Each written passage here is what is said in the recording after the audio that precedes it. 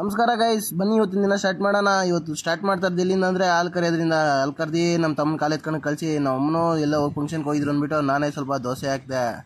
ದೋಸೆ ಹಾಕಿ ತೊಳೆದ್ಕೋಬೇಕಿತ್ತು ಅಂದ್ರೆ ಟಿಫನ್ ತಿನ್ಕೊಂಡು ಮೊದಲು ಡ್ರಮ್ ಎತ್ಕೊಂಡು ತೋಟದ ಕಡೆ ಬಂದೇ ಬಿಟ್ಟೆ. ಗಾಡಿನ ಸೈಡ್ಗೆ ಹಾಕಿ ಮೊದಲೆಲ್ಲ ನೀಟಾಗಿ ಬೆರೆಸ್ಕೊಂಡು ಮೊದಲೊಡೆಕ್ಕ ನಾನು ನಮ್ಮ ತಮ್ಮನು ಬಂದರೆ ಇವತ್ತು ಬೇಗ ಮುಗಿಸ್ಬೇಕಾಯ್ತು. ಇವತ್ತು ಫಂಕ್ಷನ್ಗೆ ಒಂದು ಹೋಗ್ಬೇಕಾಯ್ತು, ಅದಕ್ಕೆ ಬೇಗ ಬೇಗ ಮಾಡ್ತಾಯಿದ್ರೆ. ಯಾಕಪ್ಪ ಇವತ್ತು ಸ್ವಲ್ಪ ಕಷ್ಟನೇ ಇತ್ತು, ಯಾಕಂದರೆ ಸ್ವಲ್ಪ ಜಾಸ್ತಿ ಉದ್ದ ಬೆಳೆದ್ಬಿಟ್ಟಿತ್ತು. ಇದು ಲಾಸ್ಟ್ ಟೈಮ್ ಹೊಡೆಯೋದು, ಅದಕ್ಕೆ ಕೈ ಹಿಂಗೆ ಎತ್ಕೊಂಡು ಹೊಡಿಬೇಕು ಅಂದ್ಬಿಟ್ಟು ಕೈ ಜಾಸ್ತಿ ನೋತಾಯಿತ್ತು. ಈ ಕಡೆ ಮಾತ್ರ ಹಂಗೆ ಕಾಣಿಸ್ತೈತೆ ಅಷ್ಟೇ, ಒಳಗಡೆ ಫುಲ್ಲು ಹೈಟ್ ಐತೆ. ನೋಡಿ ಹೆಂಗೆ ಕಾಣಿಸ್ತಾ ಇದೆ, ನಮ್ಮ ತಮ್ಮನ ಹೊಡಿತಾವನೆ, ಹಂಗೆ ಹೊಡಿಬೇಕು ನಾವೂ. ಅದಕ್ಕೆ ಫುಲ್ಲು ಕಷ್ಟ ಐತೆ. ಸುಳಿಕಿನ ಹುಳು ಬಿದ್ದಿರಲಿಲ್ಲ. ಯಾಕಪ್ಪ ಹಿಂಗೆ ಹೊಡಿತಾ ಇರೋದು ಅಂದರೆ ನೋಡಿ ತೆನೆ ಮುಕ್ಕು ಇವಾಗ ಬರ್ತಾಯಿದೆ, ತೆನೆ ಇಕ್ಕಕ್ಕ. ಅದಕ್ಕಷ್ಟೇ ನಾವು ಸುಳಿಯಿಂದ ತಿರ್ಗಾ ಕೆಳಗಡೆ ಬಂದು ತೆನೆದಾಗ ಹುಳು ಬಿದ್ದೈತೆ ಅಂದರೆ ತೆನೆಗಳು ಇಳುವರಿ ಬರಲ್ಲ. ಅದಕ್ಕೋಸ್ಕರ ನಾವು ಮೊದಲು ಇಲ್ಲಿ ಕೆರೆಯಿಂದ ಇಟ್ಕೊಂಡೋಗಿ ಅಲ್ಲಿ ಮದ್ದುಡಿಯೋದು. ಜಾಸ್ತಿ ಲಾಂಗ್ ಆಯಿತು, ಆದರೂ ಏನು ಪರವಾಗಿಲ್ಲ ಅಂತ ಹಿಡ್ಕೊಂಡು ಹೋಗ್ತಿದ್ರಿ. ಯಾಕಪ್ಪ ಇಷ್ಟು ಸೇಫ್ಟಿ ನೋಡ್ತಾ ಇರೋದಂದರೆ ನಿಮಗೆ ಗೊತ್ತಾಗ್ತದೆ ಮುಂದೆ ನೋಡಿ. ಜೋಳದ್ದು ಗರಿ ಬಂದು ಮಖಕ್ಕೆ ಹೊಡಿತೈತೆ, ಮಖ ಫುಲ್ಲು ಸ್ಕ್ರ್ಯಾಚ್ಗಳಾಗೋತೈತೆ.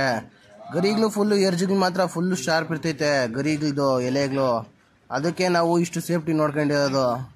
ಇಲ್ಲಾಂದರೆ ಮಖ ಫುಲ್ಲು ಗಿರಿಗಳಾಗುತ್ತದೆ. ಒಂದ್ಸರಿ ಲುಕ್ ನೋಡ್ರಿ ಹೆಂಗಿತ್ತು ಅಂತ. ನಾನು ಒಳಗಡೆ ಒಳ್ಳೆ ಕಳ್ಳಿದ್ದಂಗೆ ಇದ್ದೀನಲ್ಲ. ನೆನ್ನೆ ವಿಡಿಯೋದಾಗ ನಾನು ಚಿಲ್ಲೇನ್ಗೆ ಎತ್ಕೊಳೋತಾ ಇರೋದು ಅಂತ ಹೇಳ್ತೀನಿ ಅಂತ ಹೇಳಿದ್ದಲ್ಲ, ಅದು ತೆನೆ ಕೊಯ್ತಾರೆ, ಅದು ರಾಗಿ ತೆನೆ. ಅದು ನಮ್ಮ ಮನೆಯಾಗ ನಾಳೆ ಕೊಯ್ತೀನಿ ಅಂತ ಹೇಳಿದ್ರು. ಅದನ್ನು ನಾಳೆ ನಾನು ಬೆಂಗಳೂರಲ್ಲಿ ಇರ್ತೀನಿ, ವಿಡಿಯೋ ಮಾಡೋಕ್ಕಾಗಲ್ಲ. ಅದಕ್ಕೆ ನನ್ನ ಕಾಲಾಗ ನೋಡ್ರಿ ಬೆಂಗಳೂರದಾಗ ಇದ್ದಾಗ ಹೆಂಗಿತ್ತು, ಇವಾಗ ಹೆಂಗೈತೆ. ಫೇಸ್ ನೋಡಿ ಹೆಂಗಾಗಿದ್ದೀನಿ, ಫುಲ್ಲು ಸೆಕೆಂಡ್ ಇಯರ್ ಬಂದ್ಬಿಟ್ಟಿತ್ತು. ಹಂಗೆ ಈಜು ಹೊಡಿಬೇಕಾಯ್ತು ಅಂತ ನಮ್ಮ ಫ್ರೆಂಡು ಫೋನ್ ಹಾಕಿದ್ರು. ಹೋದರೆ ನಮ್ಮ ಹುಡುಗನು ಯಶವಂತ ಹೋಗಿ ತೆಂಗಿನ ಮರಿಂದ ಮುಚ್ಚಿಕೊಂಬಿಟ್ಟವನೆ. ಕಮ್ಮಿ ಜನನೇ ಇದ್ರು ಪರವಾಗಿಲ್ಲ ಅಂದ್ಬಿಟ್ಟು ಬಿಸಿ ಆಗಿತ್ತು ಅಂತ ಮೇಲಿಂದ ಒಂದು ಡೈ ಆಗಿಬಿಟ್ಟೆ.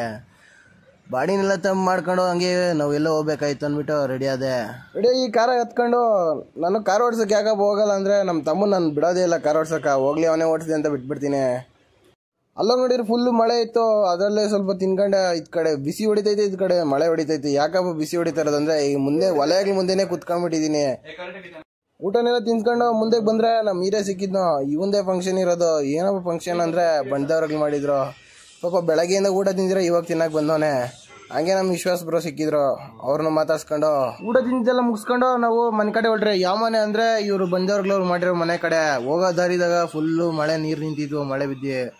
ಹಂಗೆ ತೋಟ ಕಡೆ ನೋಡಿದರೆ ತೋಟದಾಗೂ ಪಾಪ ನೀರು ನಿಂತಿದ್ವು. ಯಾರೋ ಚಮತ್ಗೆ ಹಾಕಿದ್ರೋ ಏನೋ ಗೊತ್ತಿಲ್ಲ, ಚೆನ್ನಾಗಿ ನೀರು ನಿಂತಿದ್ವು, ತ್ಯಾಮಗ್ಲಾಗೋ ಜಾಸ್ತಿ. ಅದ್ರಾಗೆ ಜಡಗಳು ಮಾಡ್ಕೊಂಬಿಟ್ಟವ್ರೆ. ಅದ್ರಾಗೆ ನಾವು ನಡ್ಕೊಂಡು ಹೊರಟ್ರೆ ಪೇಪರ್ ಮ್ಯಾಗ ನಡ್ಕೊಂಡು ಅದು ಜಡ ಮಾಡ್ಕೊಂಬಿಟ್ಟವ್ರೆ. ಫುಲ್ಲು ತ್ಯಾಮ ಕಾಲು ಲಿಕ್ಕಿದ್ರೆ ಜಾರ್ತಾ ಇತ್ತು. ಅದನ್ನೆಲ್ಲ ನೋಡ್ಕೊಂಡು ಹೆಂಗೆ ಬಂದವ್ರಿಗೆಲ್ಲ ಹೆಂಗೆ ಓದ್ತವ್ರೆ ಅಂತ ನೋಡ್ಕೊಂಬೋದೆ. ಇಲ್ಲಿ ಪಕ್ಕದಾಗೆ ಹೂ ತೋಟ ಐತೆ ನೋಡ್ರಿ, ಚೆನ್ನಾಗೈತೆ ಹೂ ತೋಟ. ಹೂಗಳು ಖಾಲಿ ಆಗವೆ. ಗಿಡಗಳು ಮಾತ್ರ ಸೂಪರಾಗಿ ಮಾಡ್ಕೊಂಡವ್ರೆ ಹೂ ತೋಟದವರು. ತೋಟದ ಅದೇ ದಾರಿಗ ನಡ್ಕೊಂಡು ಹೊರಟ್ರೆ ಹಂಗೆ ದಾರಿಯಾಗ ಓದ್ತಾ ಇದ್ರೆ ಒಬ್ಬ ಹುಡುಗಿರೆಲ್ಲ ಪಾಪ ಹೆಂಗೆ ನಡ್ಕೊಂಬತ್ತವ್ರೆ ನೀವು ನೋಡ್ರಿ. ಪಾಪ ಮಳೆ ಬಿದ್ದು ದಾರಿ ಎಲ್ಲ ಹುಲ್ಲು ಮಣ್ಣು ಹೋಯ್ತೆ. ನಾವು ಹತ್ತೊಂದಿತ್ತು ಇತ್ತೊಂದಿತ್ತು ಅಂತ ಕೈ ತೋಟ ಸಿಕ್ತು. ಜೀಡೆಣ್ಣ ಅವ್ರ ಹಣ್ಣವ್ರನ್ನ ಕೇಳ್ಕೊಂಡು ಸ್ವಲ್ಪ ಜೀಡೆಣ್ಣ ಕಿತ್ಕೊಂಡೆ. ಜೀಡೆಣ್ಣು ಮಾತ್ರ ಫುಲ್ಲು ಜ್ಯೂಸಿ ಆಗಿತ್ತು. ಇದನ್ನ ಯಾರನ್ನ ತಿಂದಿದ್ದನ್ನ ನಿಮ್ಮ ಕಡೆ ಏನಂತಾರ ಅಂತ ಕಮೆಂಟ್ ಹಾಕಿ. ಸೂಪರಾಗಿ ಸ್ವೀಟಾಗಿತ್ತು. ಹಂಗೆ ಒಂದು ಸ್ವಲ್ಪ ಕವರಾಗಿ ಹಾಕೊಂಡು ಎತ್ಕೊಂಡು ಮನೆ ಕಡೆ ಬಂದಾಕಿದ್ನೆ. ಮನೆಗೆ ಬಂದು ನಾನು ಬೈಕ್ ಎತ್ಕೊಂಡು ಮತ್ತೆ ಬೆಂಗಳೂರು ಬರ್ಬೇಕಾಯ್ತು ಅಂತ ಬರೋ ದಾರ್ಯಾಗ ನಮ್ಮ ಬಲಾರ್ ಬಂಡೆ ಕಾಣಿಸ್ತು. ನಾನು ಹುಡ್ತಾಯಿಂದ ಇದನ್ನ ಕೊರಿತಾನೆ ಅವ್ರೆ. ಸರಿಯಾಗಿ ಒಳಕೈತೆ, ಡೀಪ್ ಮಾತ್ರ ಬಿದ್ದರೆ ಯಾರು ಸಿಕ್ಕೋದಿಲ್ಲ. ಸರಿಯಾಗಿ ಡೀಪ್ ಐತೆ. ಇದ್ರ ಹೆಸ್ರು ಬಂದು ಬಲಾರ್ ಬಂಡೆ ಅಂತ. ಇಲ್ಲಿ ಪಕ್ಕದಾಗ ಮುನೇಶ್ವರನ ದೇವಸ್ಥಾನ ಐತೆ, ಚೆನ್ನಾಗಿ ಪವರ್ಫುಲ್ಲು. ಮರ ಮಾತ್ರ ದೊಡ್ಡದಾಗೈತೆ. ಈ ಮರನ ಕಡಿಯೋಕ್ಕಾಗಲ್ಲ, ಕಡಿಯೋಕೆ ಹೋದವ್ರ ರಕ್ತ ಕಕ್ಕಿ ಸತ್ತೋಬರಂತೆ ಹಿಸ್ಟ್ರಿ ಐತೆ. ಹಂಗೆ ಸ್ವಲ್ಪ ನೂನ್ ಖಾಲಿ ಆಗಿತ್ತು ಅಂತ ನೂನ್ ಅಂಗಡಿಗೆ ಹೋಗಿ ಸ್ವಲ್ಪ ನೂನ್ ಹಾಕ್ಸ್ಕೊಂಡೆ. ಮತ್ತೆ ಬೆಂಗಳೂರು ಬರ್ಬೇಕಾಯ್ತು ಅಂತ ಬೆಂಗಳೂರು ಕಡೆ ಬರೋ ಅಂತ ಬಂದಾಕಿದ್ನೆ.